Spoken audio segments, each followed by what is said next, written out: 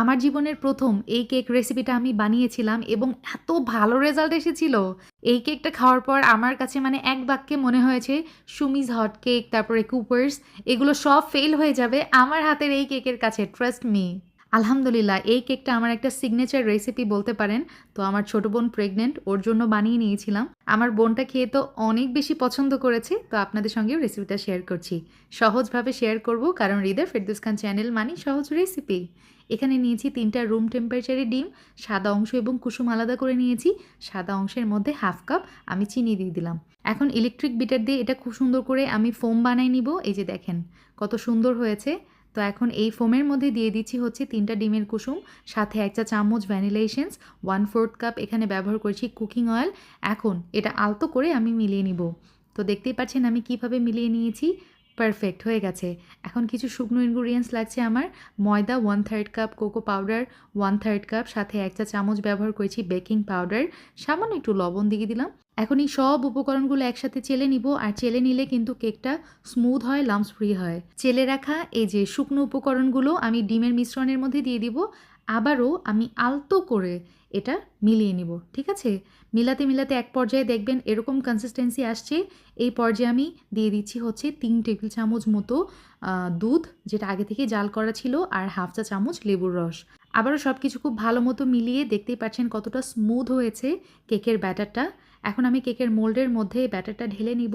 আজকে আমার ভিউয়ার্সের সুবিধার জন্য এটা কিন্তু আমি চুলাতে বেক করে দেখাবো, তবে এটা ওভেনেও বেক করতে পারবেন। প্রি হিটেড ওভেনে ১৬০ ডিগ্রি সেলসিয়াস টেম্পারেচারে ৩০ থেকে ৪০ মিনিট বেক করে নিলেই হয়ে যাবে। আর চুলায় আমি পাতিলটা কিছু সময় গরম করে নিয়েছি, তারপরে কেকের মোল্ডটা বসিয়ে আমি চুলার একদম লো হিটে বেক করে নিয়েছি ৪০ থেকে ৫০ মিনিট। আলহামদুলিল্লাহ আমার চকলেট স্পঞ্জ কেক একদম রেডি। তো এটা আমি এখন কেটে নিব যখন ঠান্ডা হয়ে গেছে তখন। তো এই যে আমি আমার মতো মানে আমার মন মতো স্লাইস করে নিয়েছি, দেখতে পাচ্ছেন কতটা সুন্দর হয়েছে আমার কেক, আলহামদুলিল্লাহ।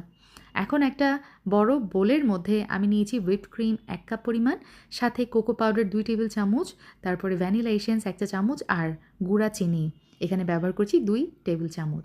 সব কিছু খুব ভালো মতো ৩ মিনিটের মতো বিট করে নিয়েছি আর কি। আমার কেকের ক্রিম একদম রেডি। এখন যেই পাত্রে আমি কেকটা মানে বেক করেছিলাম সেম পাত্রেই আমি কেকটা সেট করে নিব। প্রথমে একটা স্লাইস দিয়ে দিলাম, আর ওপর দিয়ে ব্যবহার করেছি সুগার সিরাপ। তার ওপর দিয়ে কেকের ক্রিমটার মানে ক্রিমের লেয়ার একটা দিয়ে দিব। আর ক্রিমের লেয়ার সুন্দরভাবে ইভেন করে চারিদিকে ছড়িয়ে দেওয়ার পর ওপর দিয়ে আরেকটা আমি কেকের স্লাইস ব্যবহার করেছি। এর উপরে আবারও সেম কাজটাই করেছি, সুগার সিরাপ দিয়ে দিব।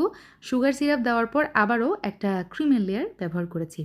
তো সব কিছু চারিদিকে খুব সুন্দর করে ছড়িয়ে দেওয়ার পর ওপরের সারফেসটা ক্লিন করে আমি কোকো পাউডার ডাস্ট করে দিয়েছি। তো নতুন নতুন বেক করা শিখছিলাম, এত ঝামেলার মধ্যে যায়নি, ডিজাইনের মধ্যে যায়নি। আমার কাছে সবচেয়ে সহজ যেটা মনে হয়েছিল তখন সেই ডিজাইনটাই করেছি, আপনাদের সঙ্গে সেটাই শেয়ার করলাম। আর আমার কাছে মনে হয় নতুন রাঁধুনি যারা আছে তাদের উপর শুরুতেই এত প্রেশার ক্রিয়েট না করে, এত চাপ না করে, যেটা সহজ পদ্ধতি সেটাই ফলো করে শেখানোটা বেস্ট আই থিঙ্ক। যে কোনো গেট টুগেদার পার্টিতে এভাবে ঝটপট কেক বানিয়ে নিতে পারেন, অনেক সহজ বানানো, তাই না? সো এনাফ ফর টুডে, ইনশাআল্লাহ আবার দেখা হবে। আল্লাহ হাফিজ, আসসালামু আলাইকুম।